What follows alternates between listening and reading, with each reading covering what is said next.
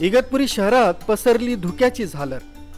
गेल्या 10 दिवसांपासून शहरात पावसानं हजेरी लावली असताना आज चक्क दाट धुकं पसरल्यानं प्रवासी पर्यटक सुखावले। जणू आपण स्वर्गात प्रवास करत आहोत असा भास त्यांना होऊ लागला। पर्यटकांनी आपली मनोगत व्यक्त केली। कालपर्यंत पूर्ण महाराष्ट्रात पाऊस पडत होता, पण आज सकाळपासूनच इगतपुरीमध्ये धुक्याची चादर पसरली आहे। त्याच्यामुळं वेगवेगळ्या ठिकाणून पर्यटन इगतपुरीला व्हिजिट देत आहेत। तर आमची हीच अपेक्षा आहे पर्यटकांना की असेच तुम्ही इगतपुरीमध्ये व्हिजिट द्या, जेणेकरून लोकांचा व्यवसाय वाढेल।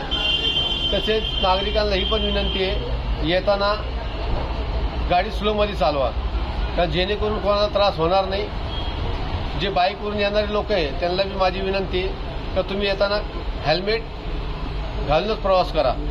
हाय, हेलो, हम नागपुर से आए हुए मुंबई जा रहे हैं, तो रास्ते में ये हम हमेशा ऐसे जाते ही रहते हैं वैसे, लेकिन कभी इस टाइप का वेदर कभी मिला नहीं है। बहुत सुंदर एकदम। हमारे लिए तो फर्स्ट टाइम हम इस टाइप का जो एकदम वाटर ड्यूज नजर आ रहे हैं, ऐसा लग रहा है कि लोनावला का फील हो रहा है, पूरा लोनावला लग रहा है, एंजॉय कर रहे हैं। बहुत सुंदर।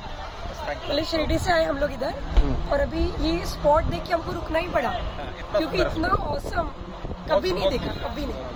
कुल्लू मनाली सब देख ली, लेकिन सबसे बढ़िया ये लग रहा है, औसम है। सुमित बोधक, न्यूज 7 मराठी, इगतपुरी।